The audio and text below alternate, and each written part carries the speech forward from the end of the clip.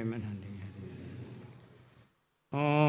Namo Bhagavate Vasudevaya.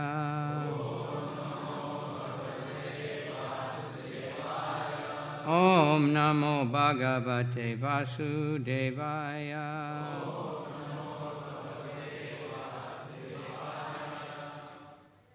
Srimad Bhagavatam, Canto 11, Chapter 4, text number 22.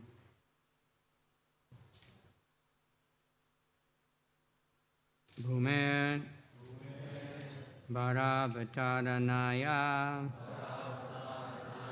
Yadushu Ajanma Jata Karishyati Surayar Api Dushkarani Badayar Vimohayati Yagyakrito Tad Arhan Shudran Kalo Chiti Bujo Nyahanishad Ante Bhumer Bharabhataranaya Yadush Ajanma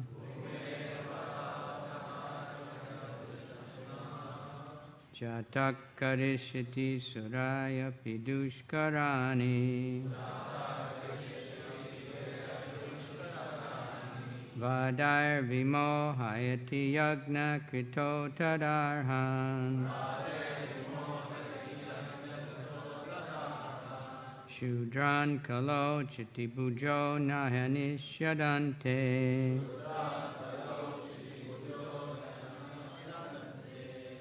Bhumer Bharabhataranaya Yadushva Janma Chatak Karishyati Surayra Pidushkarani Vadair Vimohayati Yagya Krito Tadarhan Shudran Kalo Chitibujo Nayanish Yadante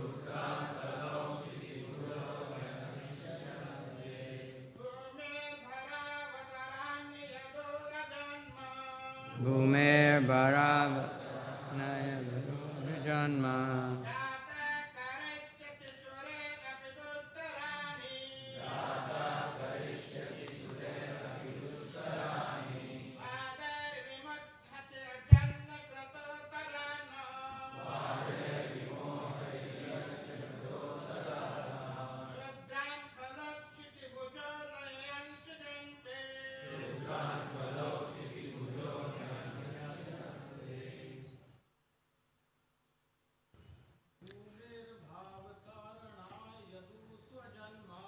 Bhumer Bharabhataranaya Yadushva Janma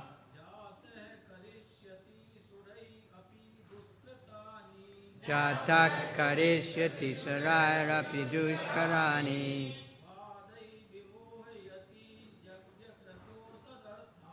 Vadair Vimohayati Jagyakrito Dadartha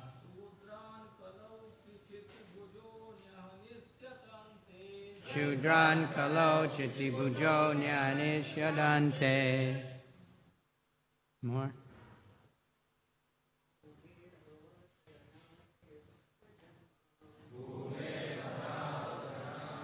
Yeshu Janma Tat Karishyati Sarayra Pidushkarani Vadair Vimohayati Yagya Krito Tadarhan Shudran Kalo Chitibujo Nyanishyadante Bhumer Bharabhataranaya Yadushva Janma Chatak Karishyati Saraya Pidushkarani Vadair Vimohayati Yagya Krito Tadarhan Sudran kalo chiti pujo nyayanishadante.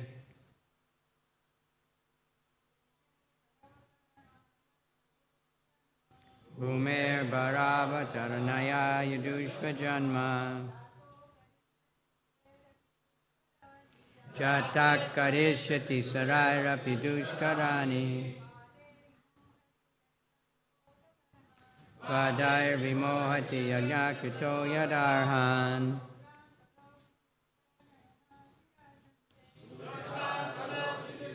Nayanishadante. Any more? That's very good, but Prabhupada liked when everybody chanted the slokas. So the devotees were very enthusiastic because Prabhupada liked it very much, so everybody wanted to chant. Okay, so translation, or word for word. Bhume, of the earth. Bara, the burden. Avataranaya, to diminish. Yadushu, in the Yadu dynasty. Ajanma, the unborn Lord. Jata, taking birth. Karishyati, he will perform. Surai, by the demigods. Api, even. Dushkarani, difficult deeds. Vadai, by speculative arguments. Vimohayati, he will bewilder. Yagyakrita, the performers of Vedic sacrifices. Atat Arhan, who are unfit to be so engaged. Shudran, low-class men. Kalo, in the degraded age of Kali.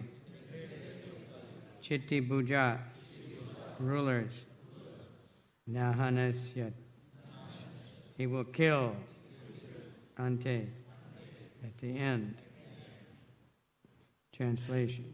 To diminish the burden of the earth, the unborn Lord will take birth in the Yadu dynasty and perform feats impossible even for the demigods. Propounding speculative philosophy, the Lord as Buddha will bewilder the unworthy performers of Vedic sacrifices. And as Kalki, the Lord will kill all the low-class men posing as rulers at the end of the cage of Kali. Predictions. You might not have too much experience with Christians. They find in the Bible so many predictions, and they always ask us, does your book predict things? You know? And it predicts everything in detail about the age of Kali. Even though it was written 5,000 years ago, when the Kali Yuga hadn't even started, but it tells us exactly what's going on, more than most people even know, right? If you read the 12th canto, chapter 2. Purport. In this, understood that in this verse, a description of the Lord's appearance in the Yadu dynasty refers to both Krishna and Balaram, who together removed the demoniac rulers who were burdening the earth. Srila Jiva Goswami has pointed out that the description of the incarnations to deal with the Shudra, or low-class men, refers to both Buddha and Kalki, those who misuse Vedic sacrifice to engage in gross sense gratification, such as the sinful killing of animals, are certainly in the category of Shudra, as are the so-called political leaders of Kali Yuga, who perform many atrocities in the name of state management. And then he said to do 23 also, it's the end of the chapter. Evam vidani janmani karmani cha jagatpate buddhini buddhi yashasho varni tani mahabhuja. Translation. Almighty Armed King, there are innumerable appearances and activities of the Supreme Lord of the universe, similar to those I've already mentioned. In fact, the glories of the Supreme Lord are unlimited. Thus ends the purports of the humble servants of His Divine Grace, A.C. Bhaktivedanta Swami Prabhupada, to the 11th canto, 4th chapter of Srimad Bhagavatam, entitled Drumila, explains the incarnations of Godhead to King Nimi. So it's very nice to see such a big crowd here. Usually Sunday is smaller. Of course, we're still way behind. There's one church in America where they bought the basketball stadium and converted it, and it holds 16,000 seats, and it fills up 3 times every Sunday. Plus 7 million people watch it on television. But anyway, we're coming up. We have a more valuable, bigger product, so we don't get as many people. Om Agana Timirandasya Gananjana Shalakaya Chakshura Militanyena Tasmai Shri Gurave Namaha Shri Chaitanya Manobhistam Stapitam Yena Bhutale Swayam Rupa Kadamayam Dadati Swapadantikam Vandeham Shri Guru Shri Yuta Padakamalam Shri Gurun Vaishnavamscha Shri Rupam Sajjajatam Sahagana Ragana Tanvitam Tam Sajivam Sadvaitam Savadutam Rijana Sahita Krishna Radha Krishna Padan Sahagana Lalita Shri Vishakan Vitamscha Nama Om Vishnu Padaya Krishna Pristaya Bhutale Shrimati Bhakti Vedanta Swaminiti Namaste Saraswati Deve Gauravani Pracharane Nirvisesha Shunyavadi Paschachade Satarane Panchakalpatrubhyascha Kripa Sindhubhyevacha Patitanam Pavanebhyo Vaishnavebhyo Namo Namo Mahabharanaya Krishna Prema Pradayate Krishnaya Krishna Chaitanya Namani Gora Tishe Namaha Panchatatmakam Krishnam Bhakta Rupa Sarupakam Bhaktavataram Bhaktakyam Namami Bhakti Shaktikam. He Krishna Karuna Sindhu Dinabandhu Jagatpate Gopesha Gopika Kanta Radha Kanta Nama Tapta Kanchana Gaurange Radhe Vrindavaneshwari Vishabhanu Suti Devi Pranamami Hari Priya Mukam Karoti Vachalam Pangam Langaya Tegarim Tat Kripa Tamaham Bande Shri Gurundina Tarani. So you can all pray that Krishna will speak through me, something that will help us all to advance in Krishna consciousness towards pure love for Krishna, for a unselfish, unmotivated, uninterrupted service attitude, which is required to go back to Godhead. I mentioned another one of these very big preachers in America. He has a team of people that pray during the lecture that he will speak nicely. He's humble enough to think like that. And millions of people listen. So they're giving religious principles, but not complete, not all. So you get bigger crowds. Prabhupada, he didn't want to compromise, so we don't always get the biggest crowds, but we're getting quite many. Yesterday I was at the hospital. They were having they told me it was Vaishnav Seva Prabhu's birthday party, but it was actually they'd received a plaque from YouTube. Congratulations. It had a big silver YouTube button, and you have surpassed 100,000 subscribers. Actually, they have 220,000 subscribers. That's pretty good, you know. He told me that every day, 500,000 minutes of Krishna things is downloaded from Iskcon Desire Tree every day. It's a lot. Right? So they have so much up there available. Now they have that television. So if you're not connected, connect, because it connects you with any speaker that's got any kind of reputation in Iskcon, hundreds of them, and movies and dramas, and children's things. A huge staff of people working, really hard to keep that up. So we see the Bhagavatam here is predicting later that all the anomalies of the age of Kali incarnations are predicted in the first canto. Buddha is interesting because it's still very well known outside of India. The other incarnations outside of India and Iskcon are not very well known, or outside of Indian people. And even then, most of them are not very well known, only Ramchandra and Krishna, right? Most people are not so much thinking about Matsya and Kurma and Varaha, maybe Nrsimhadev, but outside of India. But Buddha is very famous. But his teachings have been twisted around very much. So his main work that's mentioned in the Bhagavatam was to stop the bogus yagyas that were for killing animals. The brahmanas in the name of the Vedas were using those yagyas that, for killing animals, which are meant to discourage people, and saying you have to do it because it's in the Vedas. And of course you have to pay the Brahmin to kill your animal. So he stopped that effectively. But in order to do that, he said, forget the Vedas.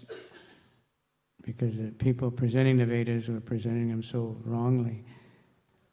He said, just follow me. But then he taught real Vedic principles, but without the personality of Godhead. So it's considered atheistic, but because he denied the Vedas, and the Vedas are actually very important. But now, most of the so-called Buddhists eat meat. They don't do yajna though, but they eat the meat. And they have many, because they're Mayavadi, so they just are able to, like we had a boy, he's an initiated devotee now, but when I first went to Japan, he was already 40 years old or something, and he had studied, all kinds of religions, and he finally was studying Hare Krishna. But he was working with Buddhist people. So he would hear the class, and then he would go and try to tell them. And it was very hard for him to understand why you can't eat meat, because the Buddha said that's okay for neophytes. Neophytes have to discriminate. But the very advanced people, they see everything good, see.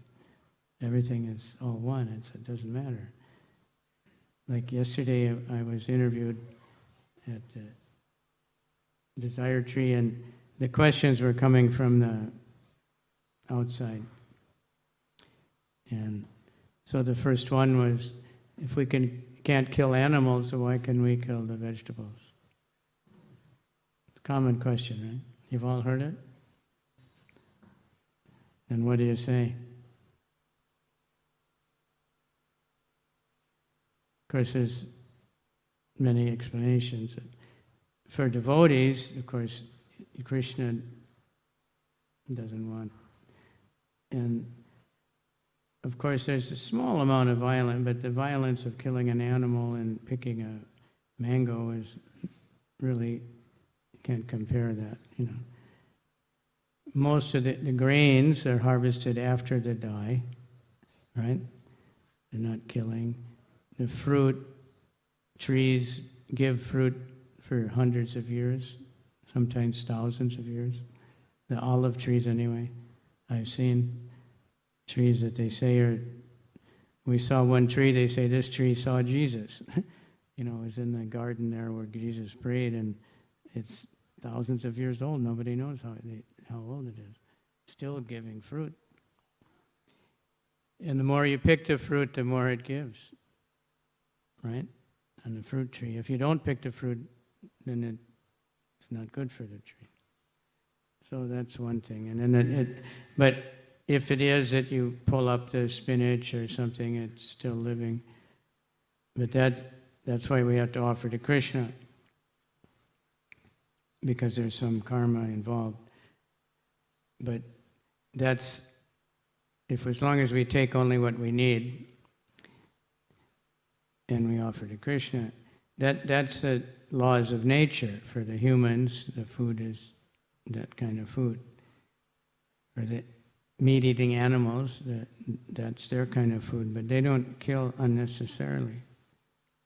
They kill it only when they eat, and they eat it all. Like lions and tigers, they kill something, eat everything, and then they just fall asleep for a week because they have to eat it all at once. They don't, and whatever's left over, the vultures come and the jackals,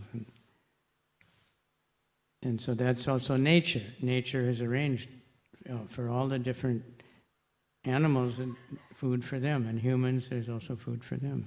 But humans, being on a higher level of independence, can do what's not meant for them, right? Animals are regulated in their sex life by force. There's only like once a year for a lot of animals where the females are ready, and otherwise they don't go on raping. Only when it's mating season they do it. But humans, we have this free will, so it's very dangerous to have.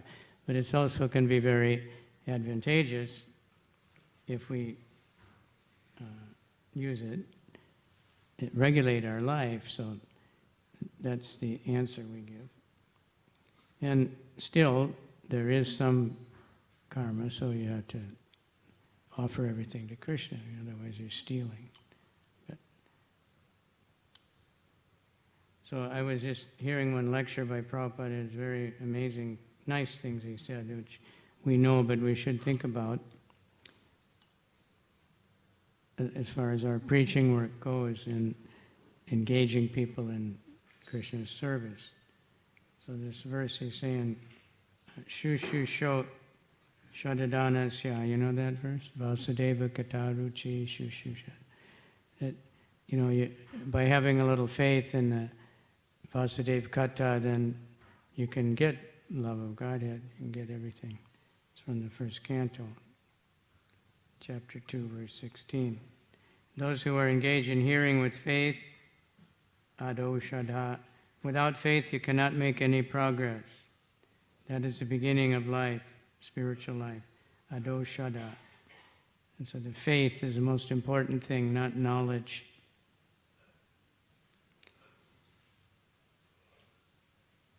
Knowledge comes automatically when one has faith, because when you have faith, we practice hearing and chanting, but faith is the real important factor.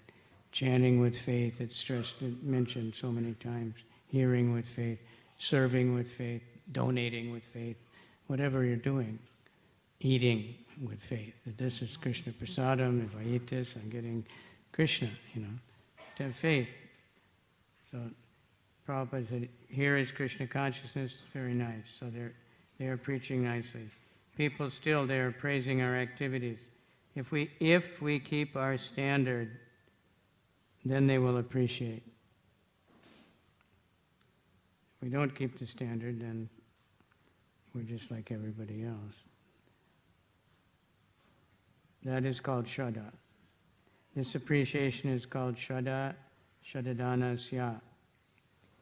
Even if he does not join, if someone says, oh, it is very nice, these people are good. Sometimes they say, newspapers, these Hare Krishnas, they're nice. We want more of them. They say. So this appreciation is also a lift for such people. If he doesn't hear, doesn't come, simply one says, it is very nice. Yes, just like small children, a baby, he's also appreciating, trying to stand up with his symbol, appreciating from the very beginning. It is nice. He knows or he does not know, it doesn't matter. Simply appreciation is giving him a touch of spiritual life. It is so nice. So if they do not go against, simply appreciate they are doing nice. Development of spiritual life means development of the appreciation, but by degrees. And that's stated in the fourth canto, that if someone just appreciates the preacher, he gets the same benefit as the preacher does. Like in Melbourne, Australia, in the early days, devotees, were doing Harinam, and at that point in time, at first there was 2 or 3 devotees, so nobody really paid any attention. Then in a very short time of a few months, there was like 50 devotees. So people started to really notice it, and then they started to complain. So the devotees were being chased all over the place by the police, and a lot of harassment, getting arrested all the time, and getting all kinds of citations. And Prabhupada said, just keep chanting. And then the city government made a lawsuit against the devotees. And Prabhupada said, don't get a lawyer, just keep chanting. So it went to court. The devotees didn't even defend themselves. And finally the judge, he said, I think it's very nice that these people are singing on the streets of our city, and it's very colorful, and this stupid city wasted so much money trying to stop them. You rascals. So the judge, he never, I don't know if he ever went to the temple or read the Bhagavatam, but he appreciated the Harinam. And it was a really big thing that, that people were, one famous singer made a song about the poor Hare Krishnas being harassed by the nasty government, and people were really starting to appreciate the Hare Krishnas, and so they make advancement. So the more we expose ourselves, and the people that appreciate, people that condemn us, and sometimes they make advancement also because they keep saying Hare Krishna. Even if they sing those stupid Hare Krishnas. In Russia, that the government got in anxiety when a lot of people were becoming devotees. So they started to make a lot of propaganda bad about the Hare Krishnas are bad. So it exposed a lot of people. I knew one devotee, and he was in America then. So he had become a devotee when he was in high school, at the time when it was very underground. So he never told anybody. He never talked about Krishna. But the KGB knew about him. So they came to the school and they were asking everybody, George? And they said, yeah. And they said, is he a Hare Krishna? And they said, what's Hare Krishna? So after the police left, everybody came to him and said, what's Hare Krishna? Must be something good, They're so interested in it. So then all of a sudden they all knew about Krishna. So if we can be good, keep our standard, like with our Radha Damodar bus party, Prabhupada actually wrote in one purport, said the devotees are traveling in a bus with the deities, and they're distributing books, and they're doing kirtan. Then he said, if they follow the regulated principles and chant their 16 rounds, they will be successful. He didn't say if they get, better buses and they put on a better show, they'll be successful. He said, if they follow the regulated principles and chant their 16 rounds every day, then they'll be successful. Because he knew that sometimes devotees get bewildered by their so-called service or something, and they neglect their rounds. And then there's no Shakti. Even when we make a good show, there's no Shakti. We want to do both, like we want to have beautiful temples. But if there's no devotees, or all the devotees are, doing nonsense yagyas and stuff, then it's of no use. So the Bhagavatam predicts many, many things. It also predicts Lord Chaitanya, but not so much. It's hidden. Right? That the Lord will, there'll be an incarnation that's always chanting, and he's just like Krishna, but he's got his associates, so that the Gaudiya understands that's predicting Lord Chaitanya. Not everybody understands that, because hidden. Because Vishnu is called Tri Yuga avatar. There's no Kali Yuga. But there's Buddha. And Buddha actually, paved the way for Lord Chaitanya. So did Shankaracharya. Although their preaching and their teachings, we condemn them, but they were needed at the time. Some people can't understand why Krishna would come and cheat people in disguise, and Buddha. But the modern Buddhists are bewildered. But there are some, like in China, many of the devotees were strictly practicing one type of Buddhism, where they chant the name of Buddha and they're vegetarian and stuff. But many of them, they say that's bogus, and they don't do that. And they say, it's all one, you can do anything. So Lord Chaitanya is what's important.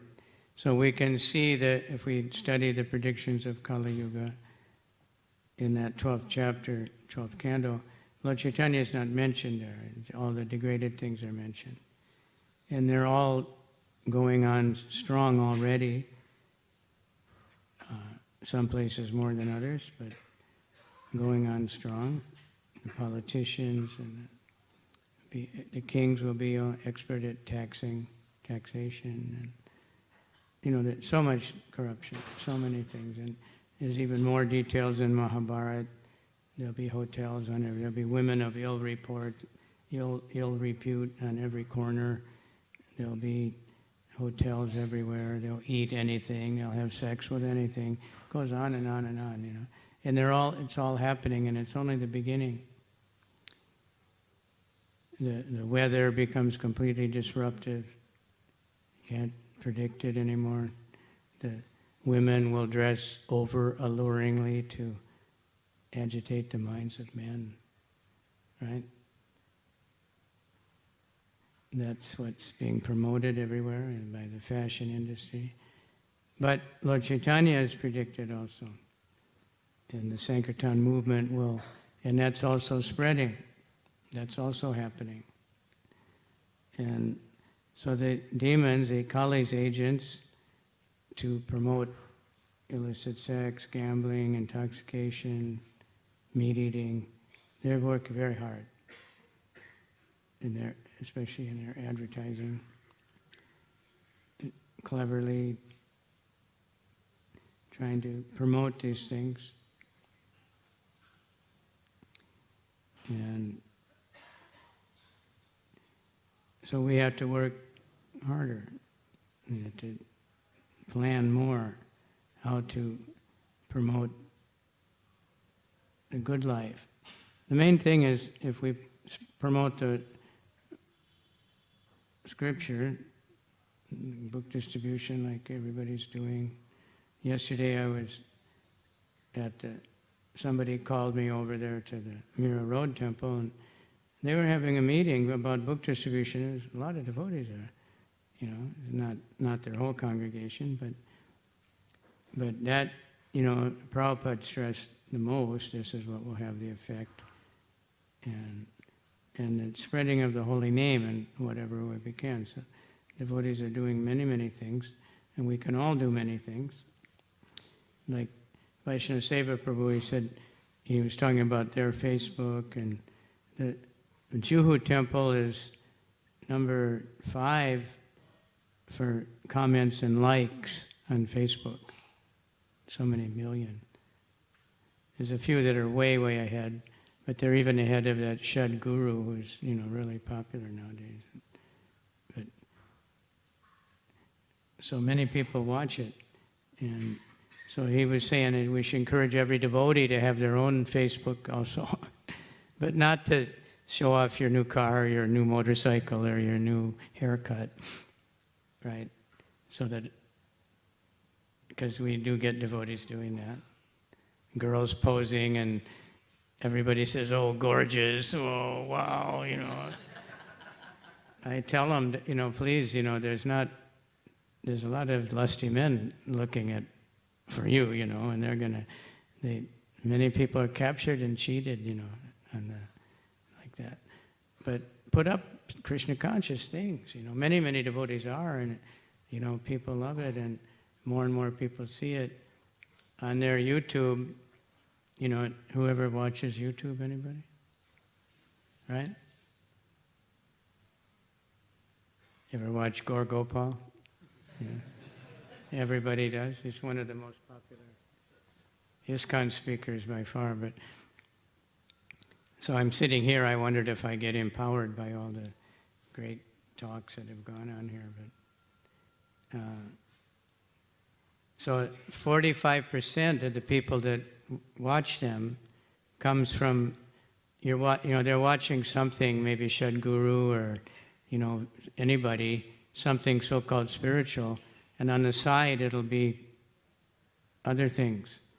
So Iskcon will be there sometimes. Sometimes like very strange things, and, depending on what you've ever watched, they're trying to choose what you might like, like if you buy something from Amazon. I bought something and it was completely bodily maintenance thing. But I bought a few other things, and I bought some books. So immediately I got, based on, you might like this, and, Vishaka's book and all the devotee books, like a whole long list of devotee books. So, people get 45% of the people that watch the Iskcon Desire Tree YouTube comes from that, So the more we put up there, the more, so everybody can put up something. One of the devotees that was at the college there, he's a very brilliant preacher, but he's putting up like 2 or 3 minute talks. And then he connects with a lot of people on his YouTube, and then he connects, and they hear that, they like it.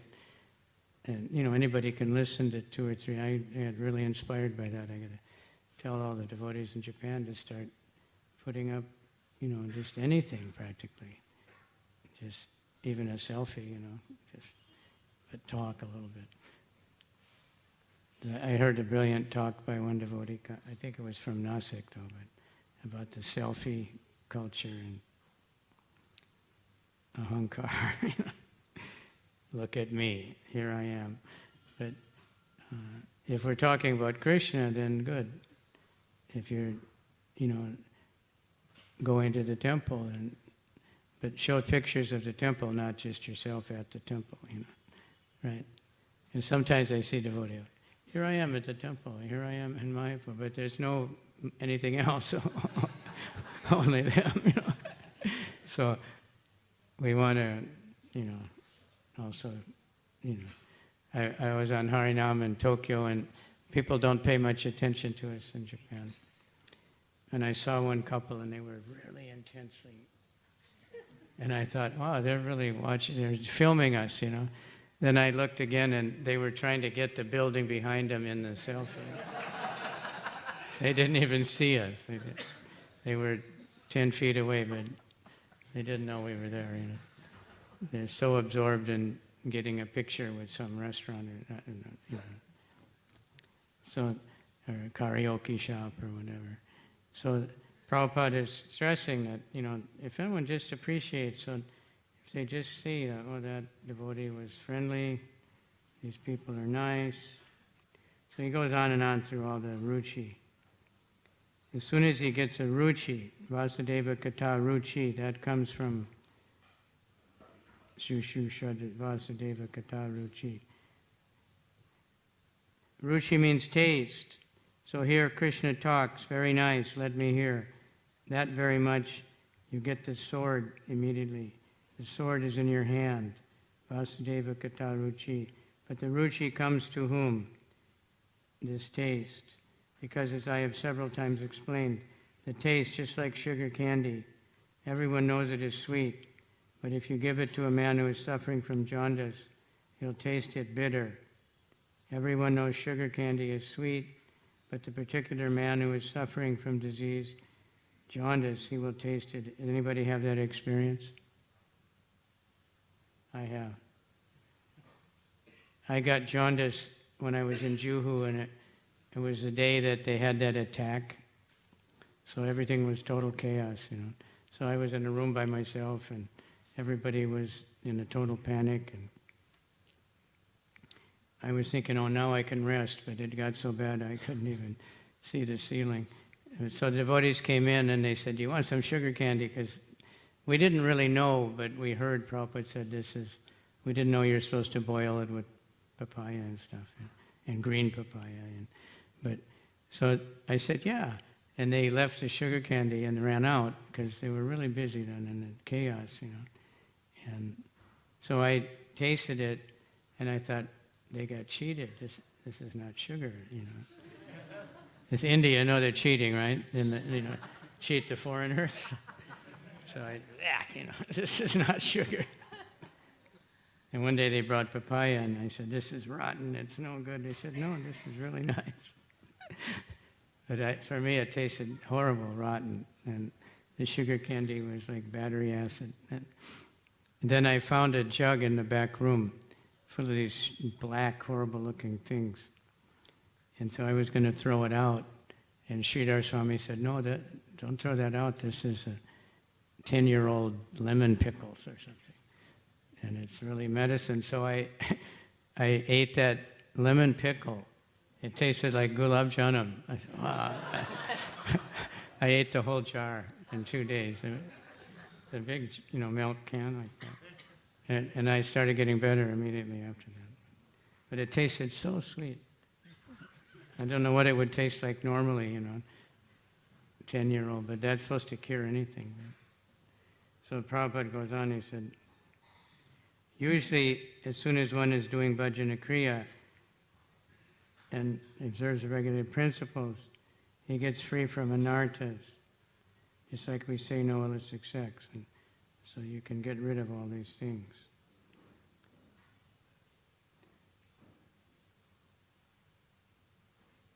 A man can marry more than one wife, a woman cannot marry one.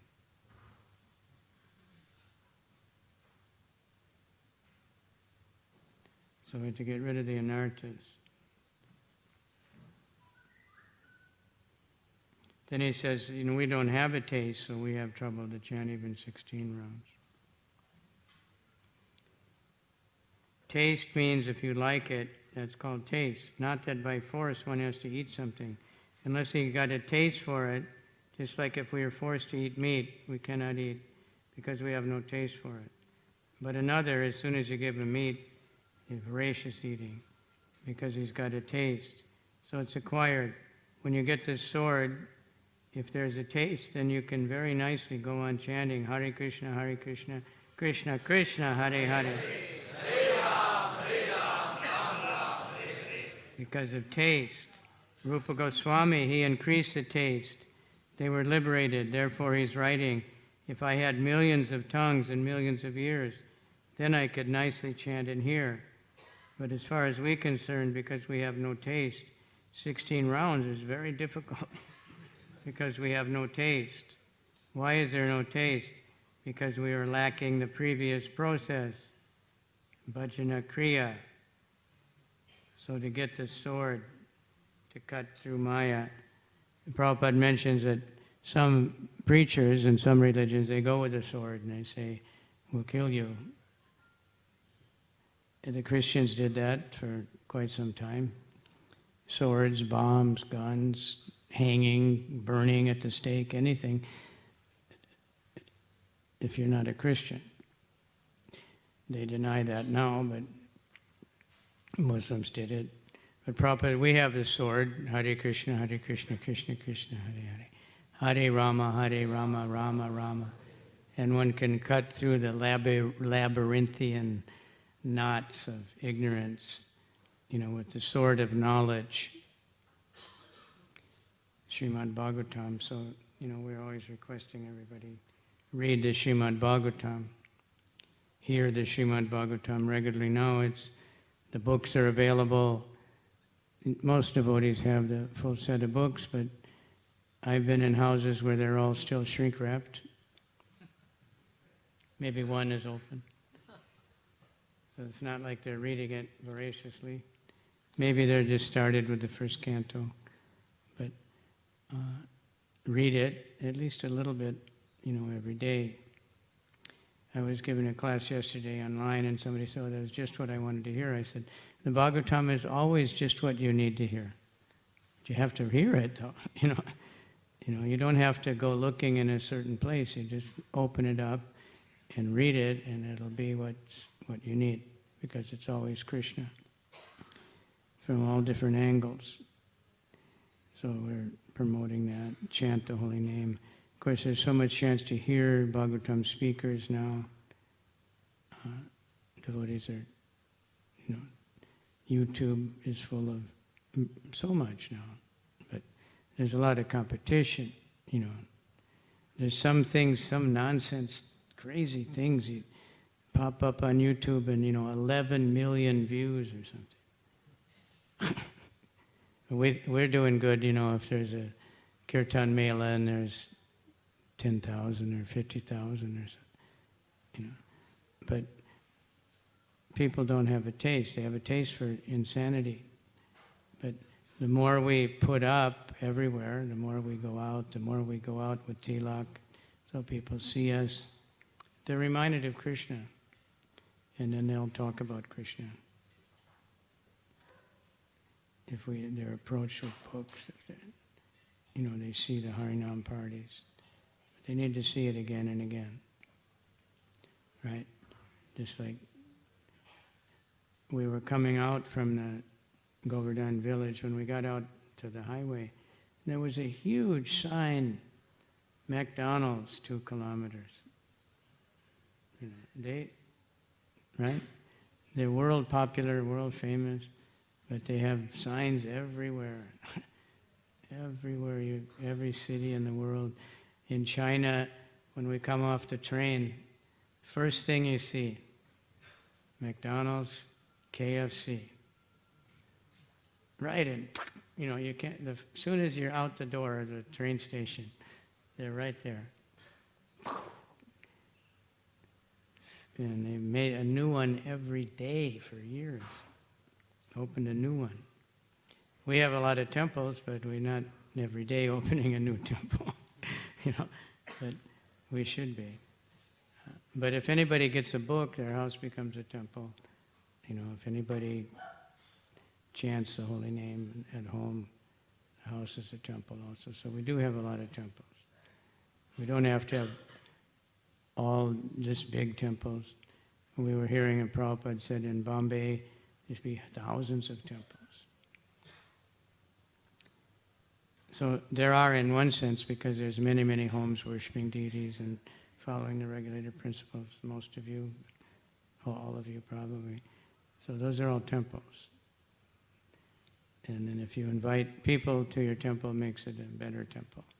Invite people, depending on the person, just for prasadam, or just, for kirtan, for Bhagavad Gita, but everybody should be teaching, giving something, somehow or other. So we have extra time today, so maybe there's some comments or questions, reflections. All right, anybody? Yes, sir.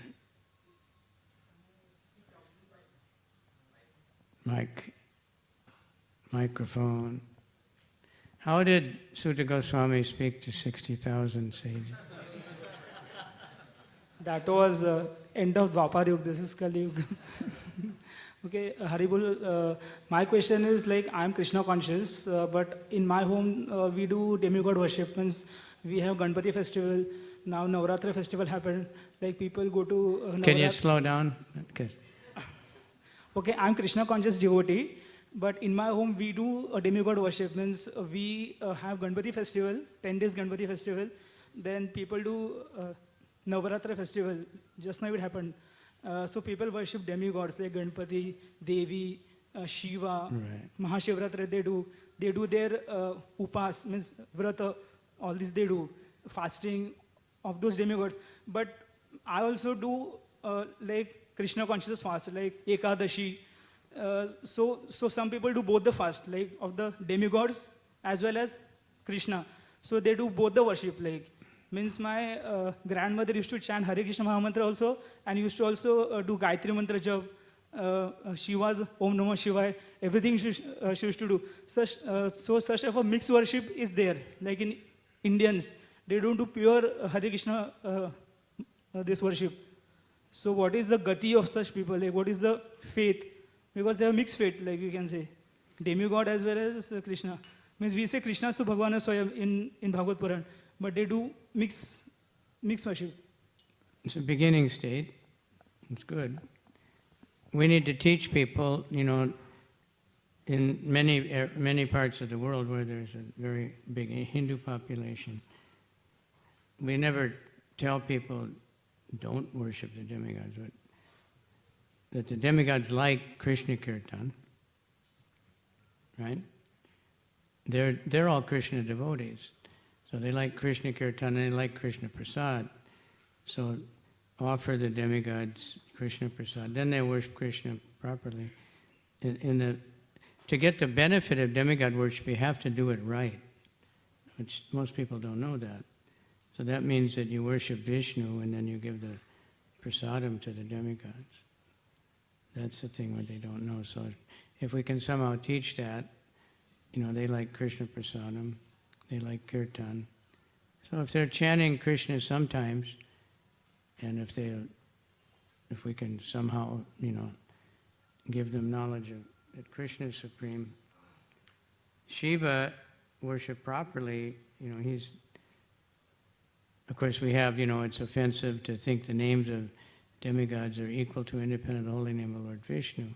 But then in Srimad Bhagavatam we'll find that it's offensive to think that Shiva is different than Krishna. That's for devotees because Shiva's simultaneously one and different. Chiram yata dadivikara vishesha yoga.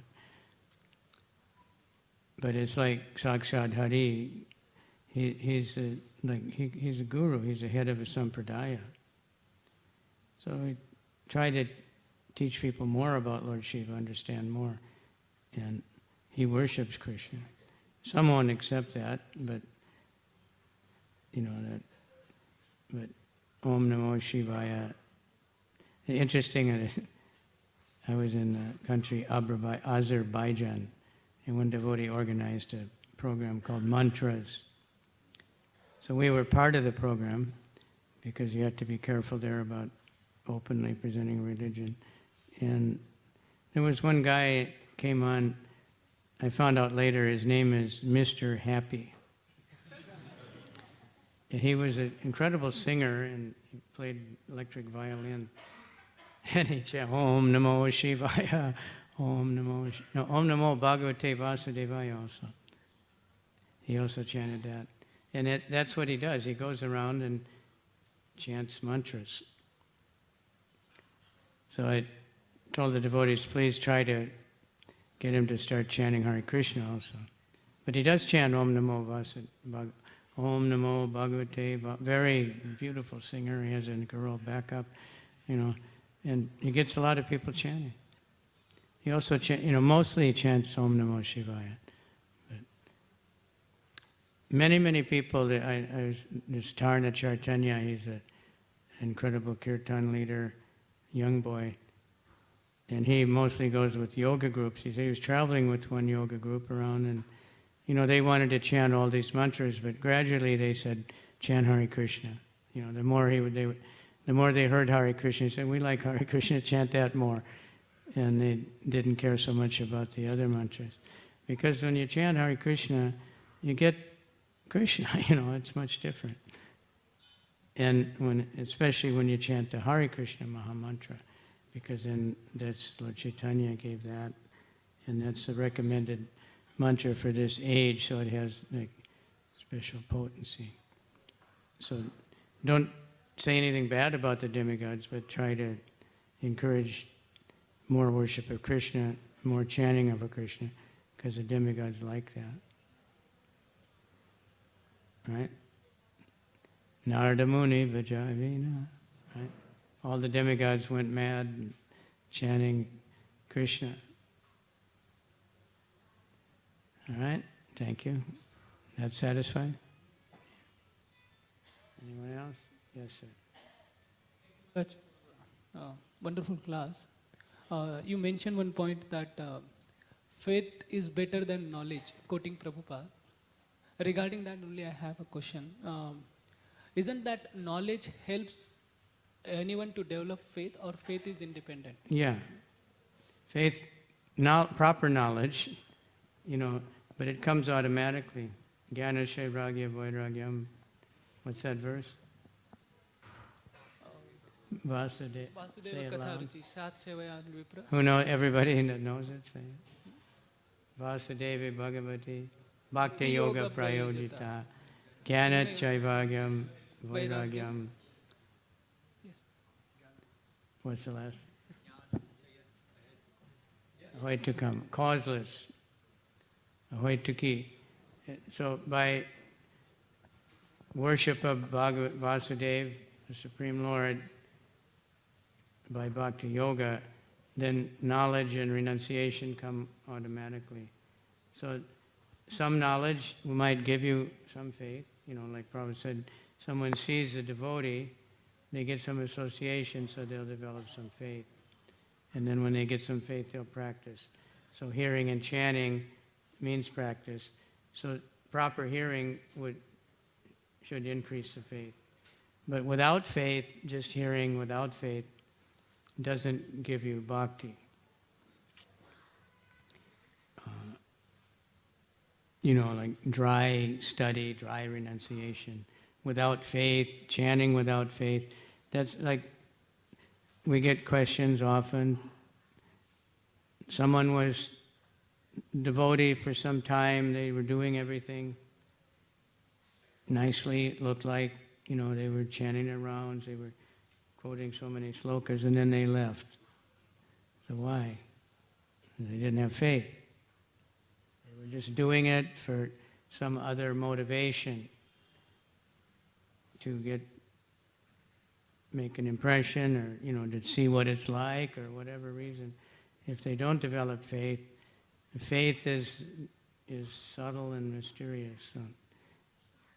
But it goes together. If you have faith, you're going to hear more. Then if you hear properly and you know more about Krishna, that should develop more faith. Faith is, you can just search on the Veda-based faith and see how many times it's there. Chanting with faith, hearing with faith, serving with faith, this is faith. This will get me back to Godhead if I do this, And the spiritual master was connecting us with the parampara and all the way back to Krishna. This is the real thing. Faith, you have to really believe it. Faith, trust, Trust is very important in any group. But faith, it means trust. You have to trust Krishna. Some people think, like Mahatma Prabhu, he asked in some classes, why don't you want to surrender? And even these are aspiring devotees. They say things like, well, Guru might ask me to do something I don't want to do. In other words, I don't really believe that what the Guru is going to tell me is going to be right. I have to decide for myself, well, this part of the Bhagavad Gita is pretty nice, but this part, that's how people do nowadays, right? Well, we don't know that this is, exactly right, or, Christians especially are not sure that this part's okay, but that part's not okay. So-called Christians. So faith is very, very important. It's very, that I think Mahatma does big seminars on faith. We have faith in so many things. People will say, well, that you just have faith. You believe in Krishna because it's only faith. It's useless. But they have faith in the scientists, Prabhupada said. We have faith that in all these drunken, crazy people, when we drive a car, that they're going to stay in the lane, right? It's a miracle. And the airplane is not going to fall apart, right? The pilot is not going to, be drunk or something. They have to have faith in everything we do practically. So we need to have that conviction, utsaha nischaya dhairat, to be convinced. That's faith. And then do it with enthusiasm. But we want to cultivate knowledge, but knowledge of bhakti, knowledge of Krishna. But someone without any knowledge, if they have faith, is much better off than a person with a lot of knowledge that doesn't have faith. That's what I was trying to say. Like the Brahmin in South India, right? He was trying to read the Bhagavad Gita. He had faith in the Guru's instruction. He would do this every day. And people laughed at him because he couldn't pronounce. He didn't really know how to read properly. But every day he tried. And Lord Chaitanya said, but I see you're very blissful. Why is that? Oh, Krishna's so wonderful. He's driving the chariot of Arjuna whenever I think of that. And he said, my Guru ordered me to do this, and I don't even know how to read, but I'm trying every day. So he didn't say, well, excuse me, Guru, but you don't understand. I don't know how to read, so give me a different instruction. Can I just go to the temple and offer a flower every day or something? Right? Wouldn't that be a lot better than something that's difficult? But no, the Guru might tell us do something difficult. Go out and, follow the regular principles and try to tell other people about Krishna. All right? Another one? Okay, that was fast. Another one over there. Next, second. We have powerful air conditioner on. Hare Krishna Maharaj. We find most of the people are materialist in the present days of Kali Yuga.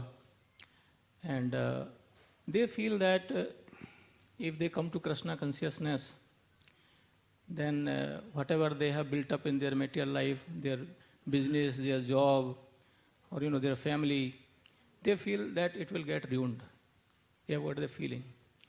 And this fear they have got, and that's why they are not attracted to us this. So first question is whether it is a fact, and second question is, if it is not a fact, then how to get them attracted to us. Can you slow down a little bit? Because my hearing is not Maharaj, very first good. question is whether this fear, is it a fact or it is an illusion? This fear? That fear that their material life, their business, their family, whatever they have built up in material life, it will get ruined, spoiled by coming to Krishna consciousness. They have got that feeling, the fear. Is it a fact? Some of their material life might be. Their meat eating and their intoxication and prostitution hunting. That will definitely be disturbed. Their business, then there's so many, many devotees here are businessmen, right? Some are extremely successful, evidently. Like I was at the hospital yesterday, and I went for the blood test. They have a new section now, the blood testing section. Anybody seen that? So, I was on the ground floor, and they said you go to 6th floor, because last time I had it was a little tiny room in the back of the 1st floor, ground floor. Go to 6th floor, it's a whole floor. There's this gigantic machine. Looked like super copy machine or something, it's like 2 meters long. I said, what's that machine? I said, well, this is our new blood testing. She was in ecstasy to show it off. And so you just put the blood here, and then it goes through this whole machine and tests everything like super excellently. And they don't have to touch anything. And it dumps it in the trash bin at the end and prints out the report. 1.5 crore machine.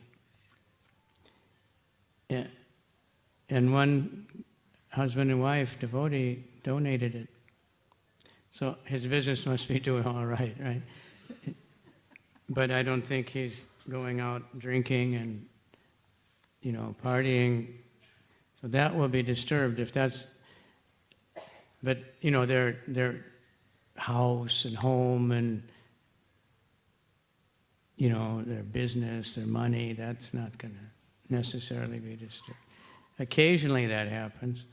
If somebody's too much attached to sense gratification, to misusing their, whatever they have, that Krishna may take it away if they're sincere. But generally, no. There's many devotees who are struggling very much, or with their studies, or all kinds of things, and when they become devotees, everything gets better. Right? Many. So but Krishna knows, we have these phobias. Right? They have these scientific names for phobias. So there's one, fear of religion. It's a very complicated name, I can't remember it, but some kind of language, Fear of religion. Krishna knows we're afraid to surrender, so he says, don't have any fear. Sarva dharma parityaja, mamekam sharanam. Aham tvam sarva papabhyo. Moksha, don't be afraid. I'll take care of you. I'll protect you. Right? The fear is there, but Krishna takes care. What if I surrender to Krishna? Arjuna was afraid. Right? It's what happens if you try and you don't make it. Then you'll be lost. Right? You'll be in nowhere. You give up your material life, then you give up your spiritual life. Maya will be right there to take you back. She's ready and waiting to take anyone back. But that fear is there, so Krishna says, don't be afraid, I will protect you. That's a symptom of surrender, but, so we can, by associating with people that have surrendered, and their material life is going on, right? But there's also karma factors, so some devotees are poor, some are rich, Some materialists also lose everything, even though they're trying so hard to get it, right? Sometimes they make a bad investment, and everything fails, right? Or they get divorced and their wife takes everything. Do they do that? Can they do that in India?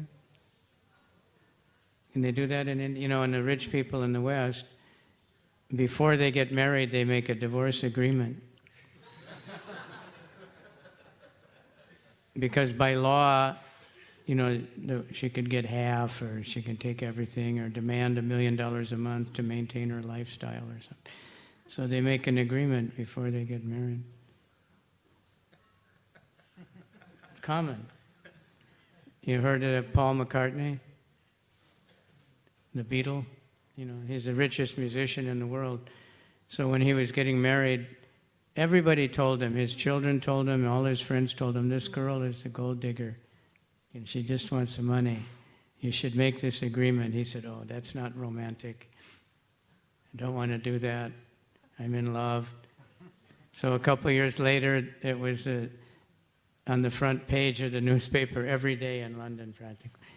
The most expensive divorce in the history of England. She's demanding half his money. Now, that's half of $1 billion, so it's no big deal, but the pride is so heavy, you don't want to give her anything. But everybody warned him, but he did. So this is a madness of Kali Yuga, So the karma factor is there, but basically if someone is sincerely trying to serve Krishna, Krishna will always help him to have facility to do that. And we had a story in BTG some years ago, one girl, and she couldn't find time to chant and to study and this and that. And then somehow or other, she just got enlivened and said, okay, I'm just going to first thing chant my 16 rounds every day. And then when she started doing that, everything else fell into place, and she studied better and became peaceful. And everything. We had a boy like that in Greece. He was doing really bad in school and had no interest in it. Then he became a devotee, and he got a prize, 1,000 euros, for the most improved student. And his parents were like really happy that he became a devotee, you know. And now he's a full-time brahmachari book distributor, but you know, but he finished. Unfortunately, he moved to Italy. He didn't stay in Greece. Greece has got some kind of curse on it. But anyway, there's a lot of good stories. That's a true story. Any other over here?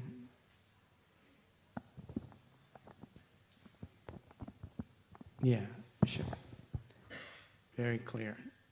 A really good camera on this one. Hare Krishna. Yeah. Last time I asked one question to His Holiness Jayadvaita Maharaj about who is pure deity.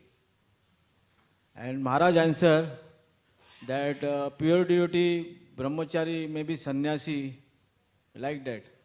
But in Bhagavatam, it is different. Bhagavatam says, means the gopis who are not qualified, not educated, they got a higher level of love. And similarly, about the Brahmani views, Brahmani's wife, they were also not educated. They were also not educated, but they got Krishna's. So pure devotion service means what? Okay, good question. So One who is a pure devotee? Whether it is brahmachari or sannyasi, Pure has nothing to do with it. The ashram. no qualifications required. Maybe pure devotee like gopis and Brahmani's wife. They were also pure devotee. Ashram has nothing to do with it. Someone asked Prabhupada once how many, pure devotees are there in the world. Prabhupada said, how many members do we have?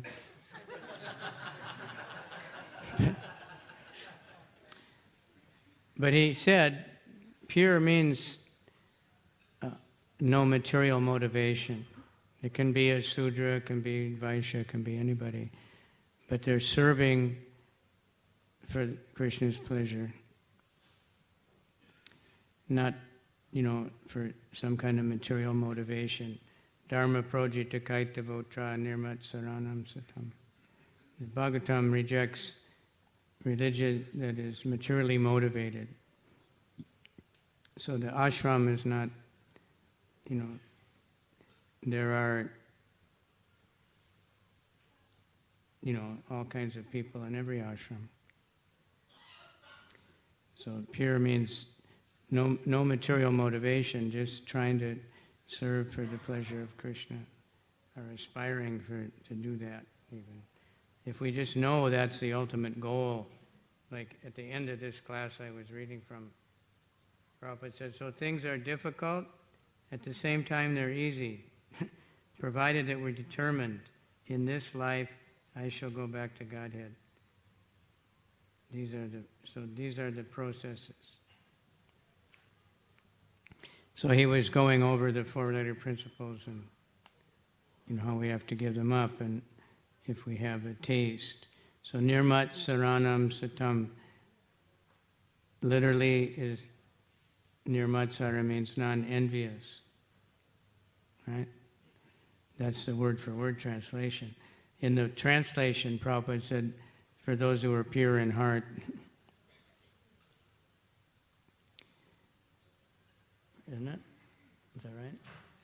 Yeah, read the book. It's there. For those who are pure in heart. So, no material motivation. I'm not trying to get a reputation. I'm not trying to get money, and it's, Maya's always testing us also. Because if someone is serving Krishna very nicely, they're going to get complimented, and we're going to get all these things. And then we have to be very careful to understand that Krishna's mercy. Does that help? Is that all right? Huh? It's all right?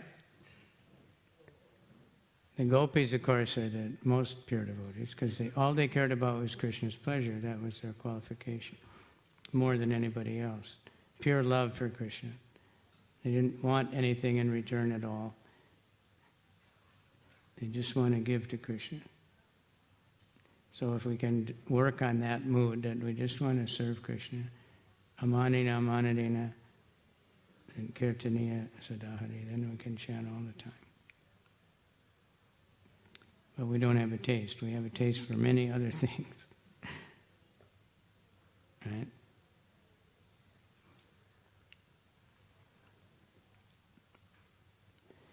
Okay, one more.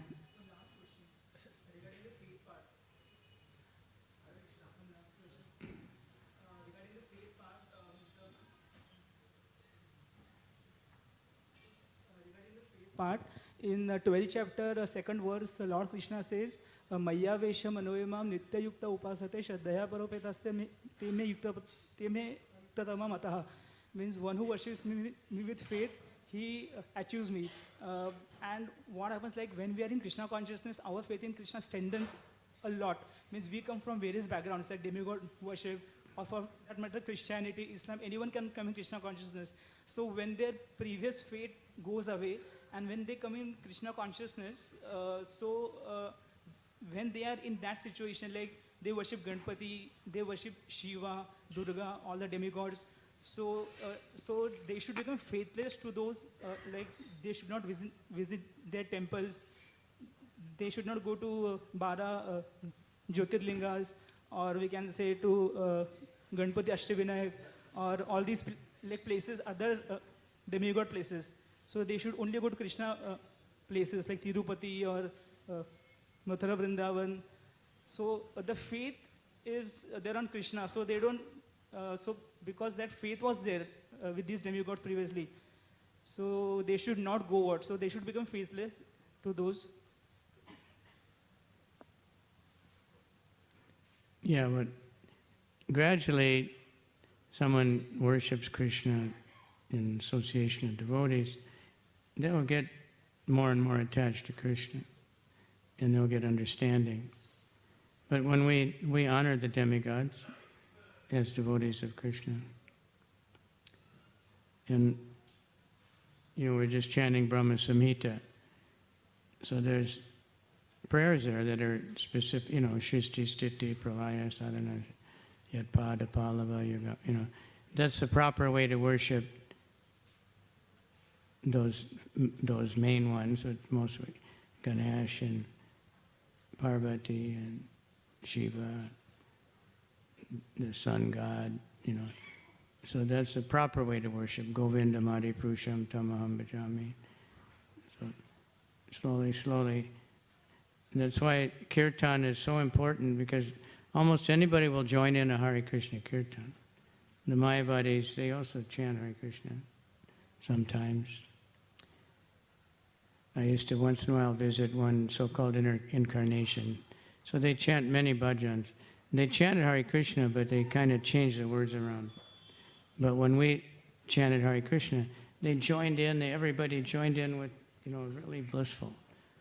But then they all take turns leading one bhajan, and everybody just kind of sits there waiting for their turn. But when we chant Hare Krishna, everybody gets very blissful. So the more we just can get people to just join a kirtan and have an extended kirtan, they automatically rise above all these other things. That's the way to do it. Not by teaching, that doesn't work. By purification. Prasadam and kirtan. And if they take Bhagavad Gita, read it, of course, then Prabhupada can preach to people. We're not so qualified. And there's a big difference. Prabhupada stressed giving the books because people might say, oh, I paid for this book, let me see what's in there. So when they open it, it's a little bit submissive mood. But if I'm talking to them, we all know from our own experience, we're just thinking, how am I going to argue? How am I going to reply to this person? We don't even hear what they're saying. Many, many times. Listening is a very difficult art to develop. So, they've heard so many things, and when we try to, but the kirtan will dry, just purify everything. So more kirtan and more prasadam, and don't bother them so much. One should not disturb the minds of the less intelligent, but rather engage them somehow or other. Engage them in chanting the holy name and taking prasadam, or helping you in some way to do something. Pick some flowers for Krishna, or whatever. Engage them in some sort of service to Krishna. So most of us, from the West, we're at least, I shouldn't say all of Prabhupada said all my disciples were Jagai and Madhai, but I was definitely, and Prabhupada rescued us.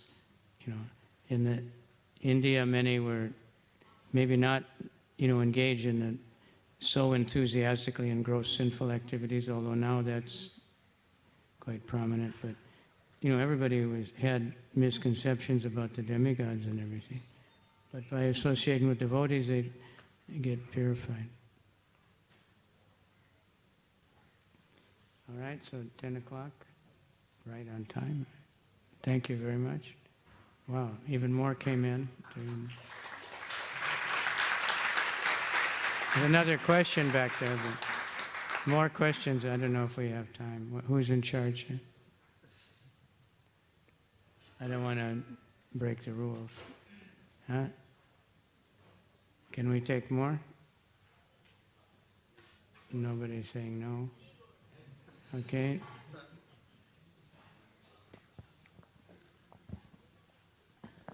Thank you, Maharaj. Thank you for your wonderful class. Maharaj, day before yesterday, I witnessed a great tragedy in front of my eyes. Talking about faith, we take faith very seriously when we are in association of devotees, and we go in a superficial level because the time is it's a smooth ride. When we talk about faith, when some tragedy occurs in front of our eyes, how to maintain that faith on Krishna? Because I saw dead bodies lying around me.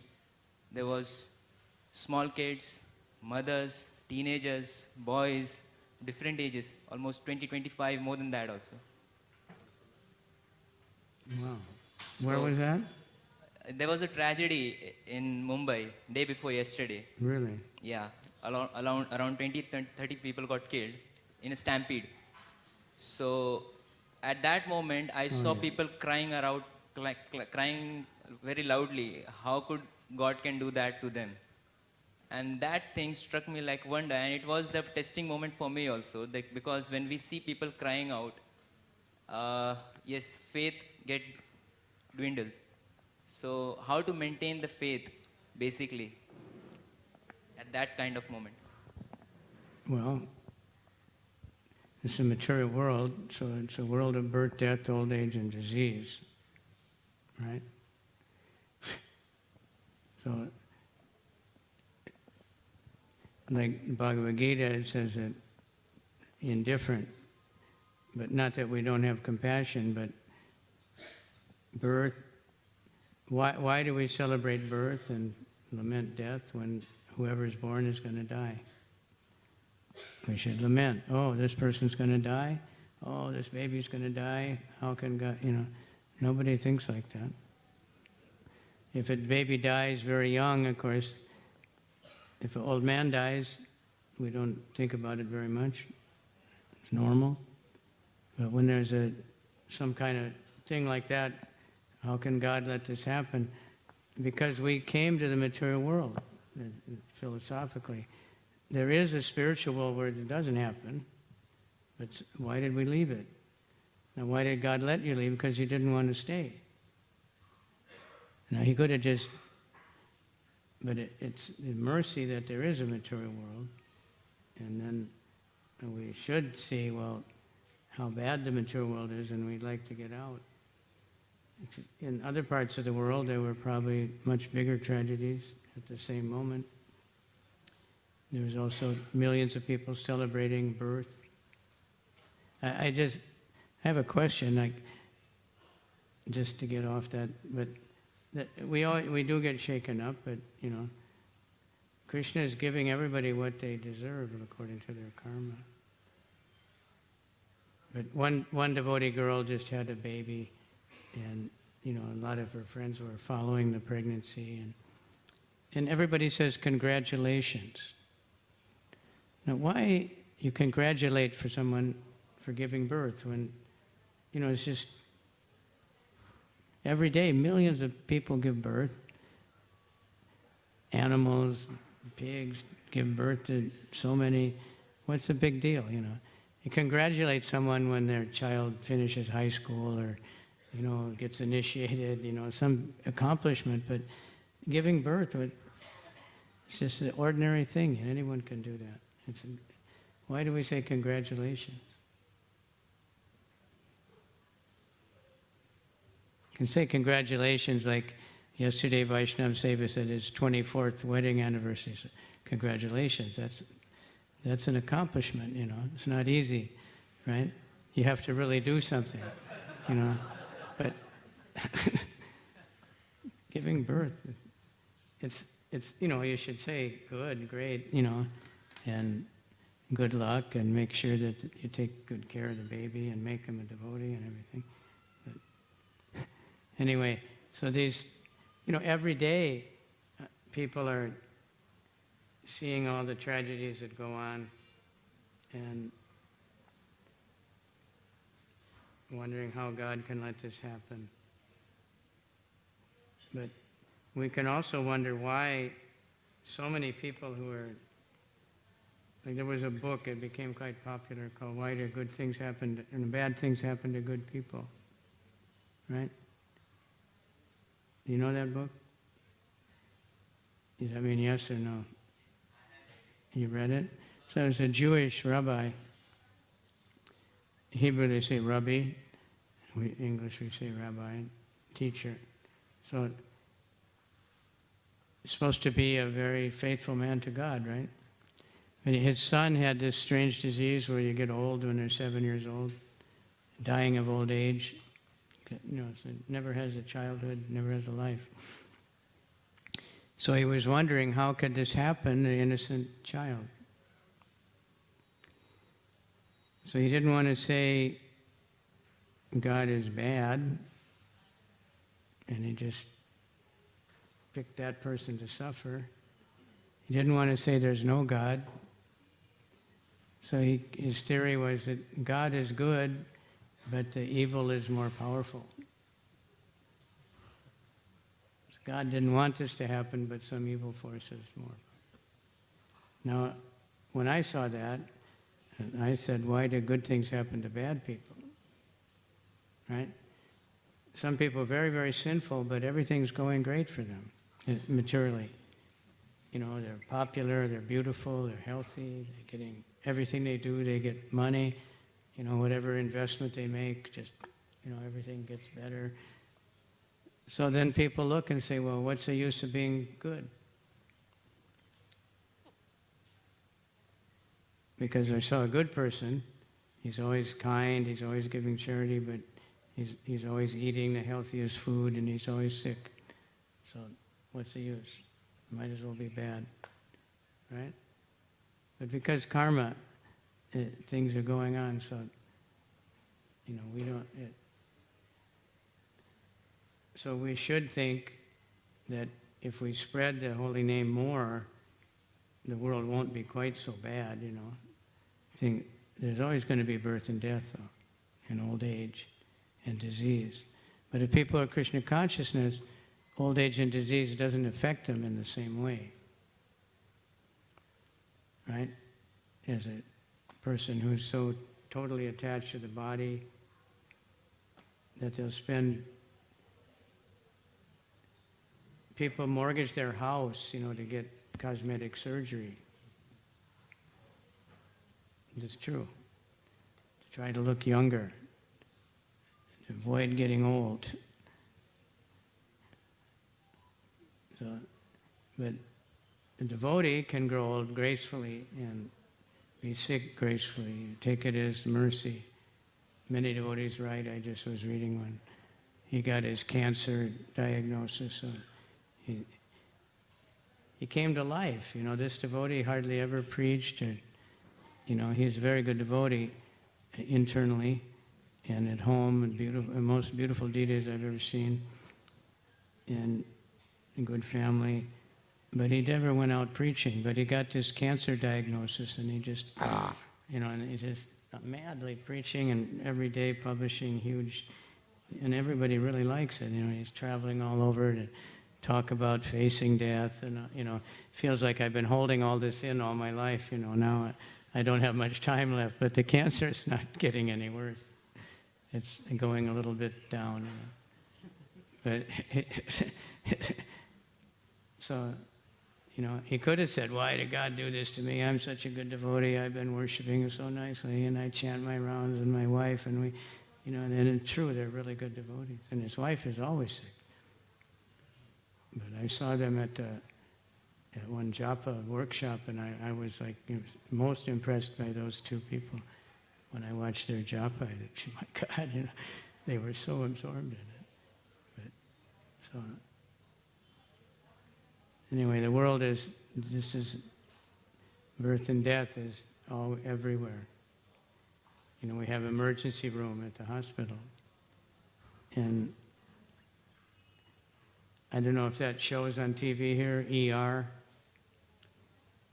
It's a really popular TV show in America, emergency room. And they even had one that was real emergency room. And then the doctors were commenting like, I don't know what I'm going to do with this one, And, it's a panic all the time because the world is full of emergencies, full of accidents, full of heart attacks, full of all these things. But we don't blame Krishna. One devotee told me once,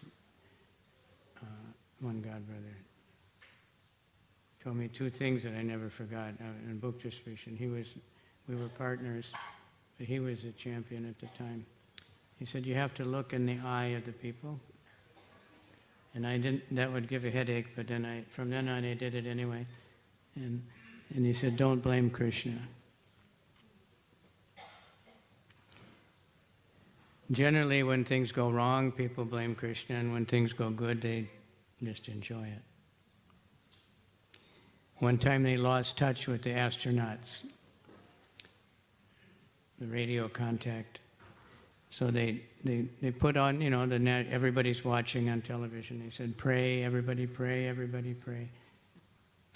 But then when they found them again, they didn't mention, oh, God helped us. Yeah, we did it. The technology, we came through, now they're safe. And I don't know how they work here in America. They have they're called soap operas, and what do you call them here? Those stupid dramas that come on TV every day. The family dramas. What do they call them? India has a lot of them. I know about them because in Indonesia, everybody's watching them. So you go in any office or shop, and there it is. Indian, one of these palaces, with all the dressed up people. Normal Bombay people, right? And so they would, in the American ones, it's about half in the hospital. I remember from childhood. And everybody's panicking, and somebody's in the hospital, in the surgery room, and the doctor comes out, very grave. It's in God's hands. He died. God did it. But then they come out very happy. We saved him. Isn't it? They never say God saved him. Maybe Indian doctors do, but pious doctors do. So I hope that helps. Of course, we pray, we feel sorry, but the world, like, you probably saw the news, if you're interested in Iskcon, that hurricane was hitting Florida and all the devotees are there and what happened, and, you know, oh, it was horrible, some devotees are flooded, or they don't have electricity for 2 weeks. What a horrible situation, the refrigerator doesn't work, you know, they can't charge their phone. But simultaneously in Bangladesh, 1,500 people died in the flood, and nobody, it's not in the news, you know, in America, and millions of people lost their home. It happens every year, you know. And, you know, we're worried about 10 or 15 people in America got killed in a hurricane. But death is always there, so we feel bad for all these victims of terrorism and everything, but why is there so much terrorism? Why is there such insanity? Why is there stampedes? And because people are just crazy. They don't have good consciousness. So devotees should get more enlivened to try to do more to spread the holy name and make people understand Krishna and understand things better. All right? Going over time. That was quite a long one. Any other? More question? I think it's time to stop because we're going to have a very nice talk at, well, not me, but at 1 o'clock. What's the name of the devotee? Huh? Dayal Chandra from Udupi, right? So stay tuned for that. And if you're really anxious to hear and chant, there's unlimited things of the Iskcon Desire Tree, and help them get boosted in their ratings, you know, so that more people will watch it. Everyone who goes on, you know, it makes more people go on. The fact. And we really have to give credit to Vaishnava Seva, whose house is completely full of computers and people working on, I don't know where he lives in there. There's not much room. Maybe one little room in the back. And I stayed there one time, and I would wake up in the nature at 2 o'clock in the morning, and he's working on the desire tree, and he's a surgeon, you know. But he's a super great preacher. Everybody should really try to learn from him how, you know, he didn't start with such a big thing. He started very small, but he got the idea. Get out there. So we can all get out there. And just walk around with tilak, that's good enough, but that's the start. Srimad Bhagavatam ki jai. Srila Prabhupada ki jai. Gaur Premanandi.